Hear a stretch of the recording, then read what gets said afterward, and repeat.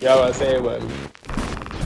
Come on, yo. Alright, so I want to talk about the quarterbacks in general. So we are saying the quarterback play, and it was a bunch of nasty quarterback performances. Like, we had, like, obviously the GOAT was, but it was a bunch of nasty quarterback performances. I seen them talking about this a few weeks ago on our first take, and they were talking about elite quarterbacks. So my thing to y'all is, how many elite quarterbacks do you think that actually are currently in the NFL?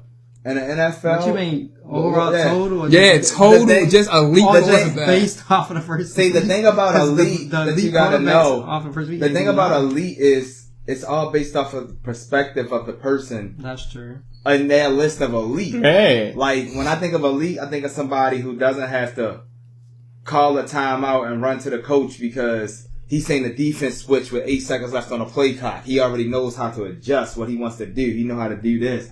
Call it out. A person who has the trust of the staff that even if they want to kick it, he just look over there and they say, all right, go ahead.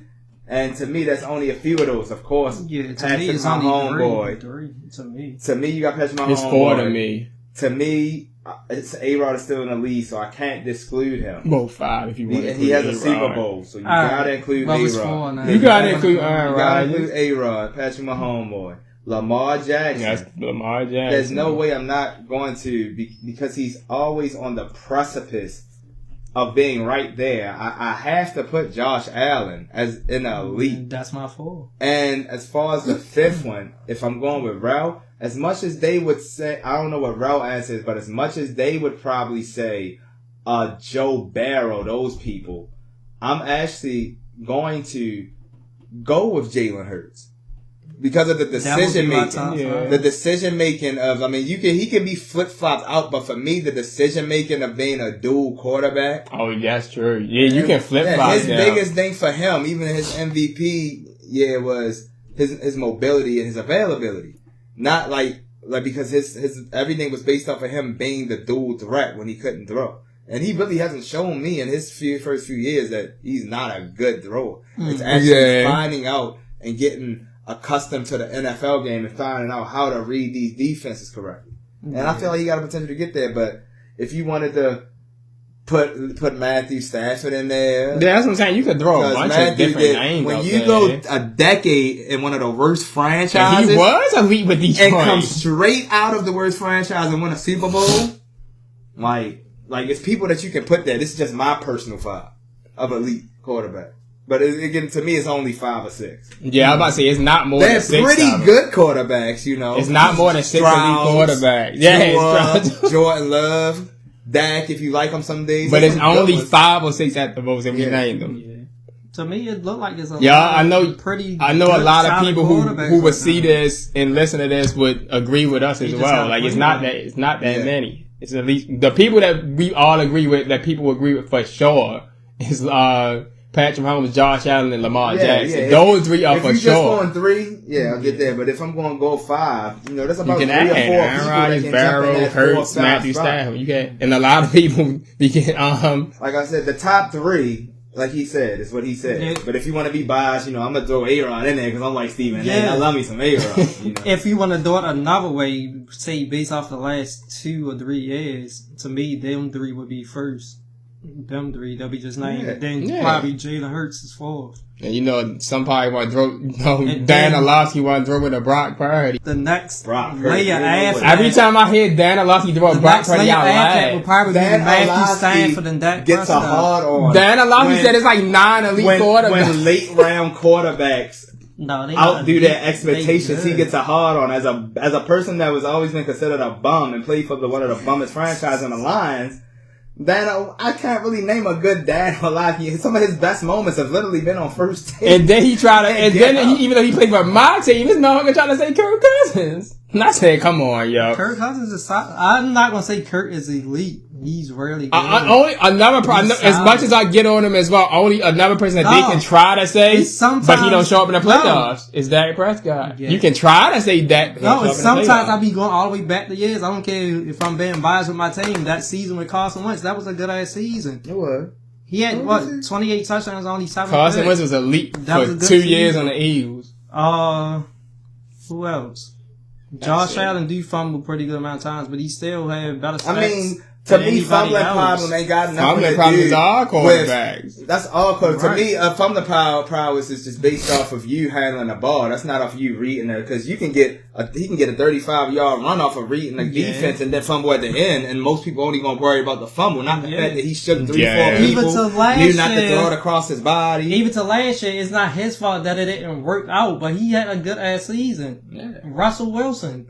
Oh, Russell. On Denver, he had a good ass season. No, he had a decent season. I'm glad you said that. Not them last, 8 to 10 games. Speaking of Russell Wilson, that's half a season. 20 touchdowns and 3 interceptions. I bet you if I go look, he did. Yes, he did. He had a good season last year. He had a decent season. He had one of his best seasons. He had like 29 touchdowns and like 6 If you're going by the ratio of his play time, you know how you go like the per 36 in the NBA? It's not his fault. He didn't have none of his receivers all season. Last year's season was a top 5 season for him. I don't know if it was one of his best, but it was top 5. Except for Jerry Jeudy for most of the season. Tim Brady got hurt. But speaking on Russell Wilson, you know me, I'm conspiracy there. All of these sports are aimed at now. Of course, NFL being one of the most active as far as being labeled entertainment.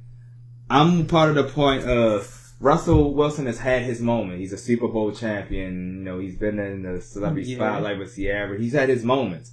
Justin Fields is still able to be developed. He's still able to be invested in. And I feel like there was a couple cases over the weekend. Yeah, that was actually my next question. Should Justin Fields continue to start? It's a classic case of, although Russell is the established veteran, we'd rather use our investment wisely. So let's start Justin Fields off with the confidence that we know you're going to be a starter. I feel like y'all telling us that Russell won this, but then all of a sudden he can't play. And then all of a sudden, well, it was a close race anyway. If it was a close race, why was Russell Wilson named the starter originally a week ago just to not be able to go? Because y'all always wanted Justin Fields in the first place to be a starter. That's all y'all had to do.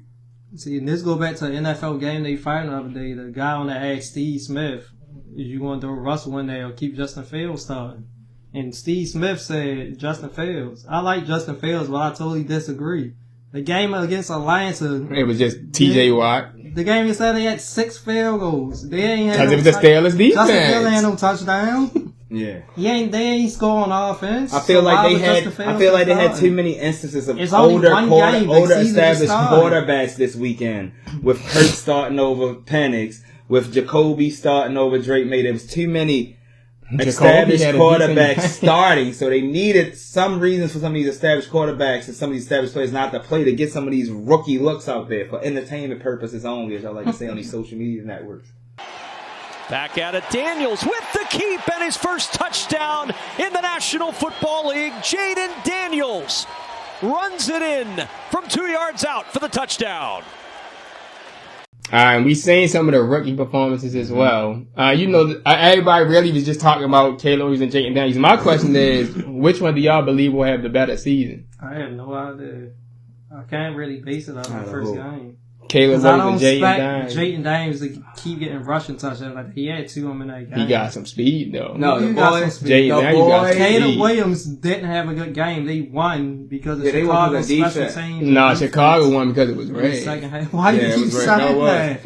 Because they couldn't let that boy go. They couldn't let Caleb Williams lose touchdown. I get what y'all saying, but Will Levis started that game. Will Levis started looking like Will Levis started looking like Paul Crew off of the. That's what he did. Will Levis started looking like he actually knew it. Will Levis ain't Will Levis already a scrub, but he was looking like he was throwing a game. The problem was he started the game too good, and then all of a sudden he looked like he wasn't supposed to be out there because he's like, all right, we need Caleb to get something going. We need you chill. And then Caleb never got nothing going. Caleb already had a bad game. So it's like, shit, you need the bad we need you to be even worse because he's not trying to catch up. So that's what it looked like. Credit to the it was nope. It all started with the block punt. I knew the game was going to turn around from that. They still already did nothing on offense. That's the point. So you guys say it's red because offense already still didn't do anything. So the Chicago Bears defense just figured it out all of a sudden to the point where they was able to handle the game without any offensive help. Yeah.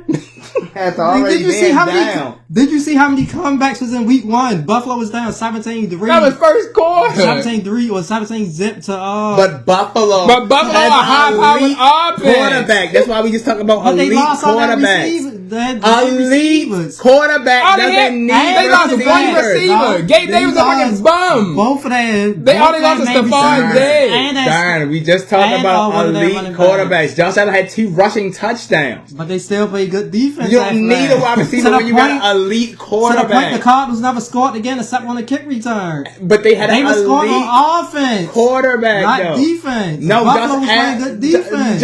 But they won. The Cardinals was driving down that field. No, I said in the second half. Yeah, it was decent. They was playing good defense. The Cardinals was driving down for them that to get field. the ball back. Yep, yeah, they was playing good defense.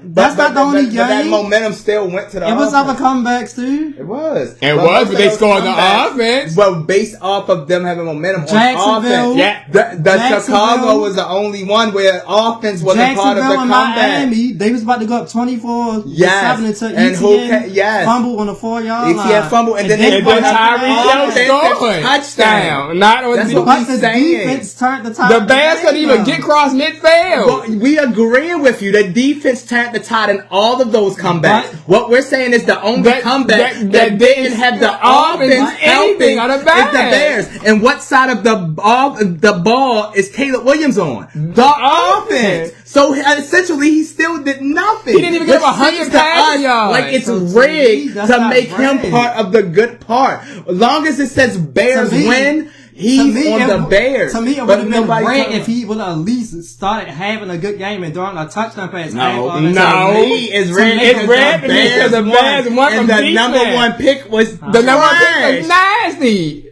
That's KG said. That nigga look like Tim Cowell. I gotta see what he do on Sunday Night Football. Hey, my man Baker Mayfield was cooking. And then they got him on Sunday Night Football on his second game.